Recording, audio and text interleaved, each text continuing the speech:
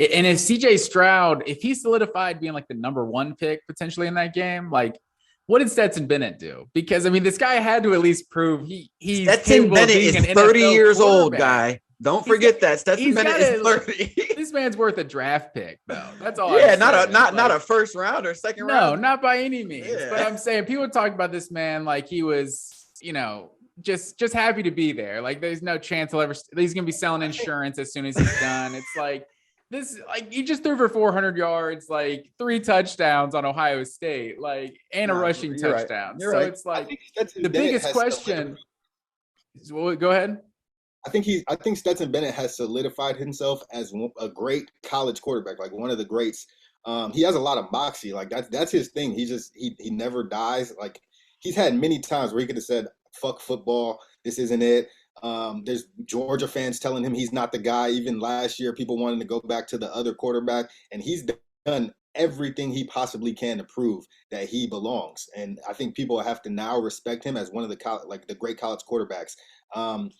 Especially when NFL quarterbacks are getting shorter and shorter. So it's not like his not prototype size means he can't be on a roster. It's like Chase Daniels has been on a roster for like what, a decade plus. So it's like he's like 5'11". I think that he's earned himself a chance. I don't know if he has the prototypical NFL tools. Yeah, a chance. I don't think he has the prototypical NFL tools. But I do want to ask you this, Matt. Is Stetson Bennett the best quarterback ever to be at Georgia? Is he y'all best quarterback ever? I still wouldn't rank him number one personally. Like, I mean, his career is he in your top 3?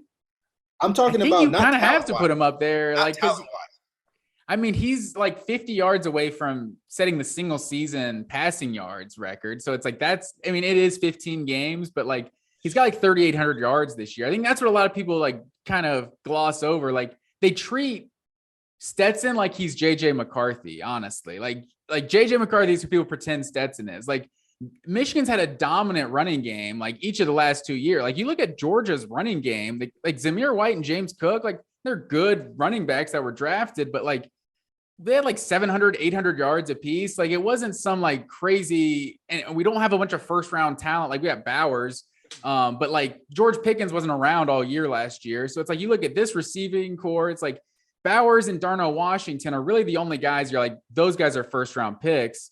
You look at the running game, like McIntosh has been a baller, but like there's not like these elite. He's got like just under 800 yards. Like Georgia was second in the SEC in passing yards. I think like 15th in the country in passing yards a game. It's like Stetson's actually like kind of carrying the offense this year, as opposed to last year, he feeling more like we'll just pass when the run isn't working or something like that, or pass to keep defenses honest. Like, I think he doesn't necessarily get credit nationally for like how big of a part of the game passing is for Georgia. Like, because people see the numbers.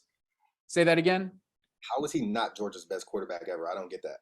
I think Aaron Murray, personally, just for 4 years, like if you give Aaron Murray a defense that's given up 12 points a game for 2 years, like he might win a national title or two. Like Aaron Murray was, but I feel like you give up like 25 a game. Georgia quarterbacks. You can say that about a few Georgia quarterbacks. I'm saying for sure. And Stafford is obviously more talented. That's what I was about to say. You look at Stafford's 2 years, like he had not like come close to reaching his potential in college. Like his sophomore year, like his freshman year was like god awful. But as a sophomore, he was like good, like he threw a lot of picks in college too.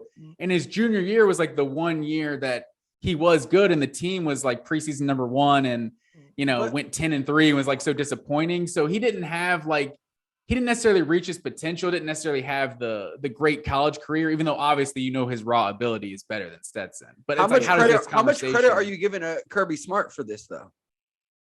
I mean, Kirby deserves a lot of credit. I think Todd Monken probably deserves a lot of credit. I mean, Georgia's offense has definitely gone to the next level since Todd Monken took over. So you still can't. I personally, me and my brother were actually having this conversation like a couple of days ago, because I would still put Murray ahead of him. But I mean, this man wins 2 national titles, and especially has the single season passing record. It's like that's a legit like kind of attribute that's not just counting his wins and losses as a quarterback. I don't see how you don't give. I feel like he has to be the best quarterback that y'all have had. Just simply, he's 2 national championships.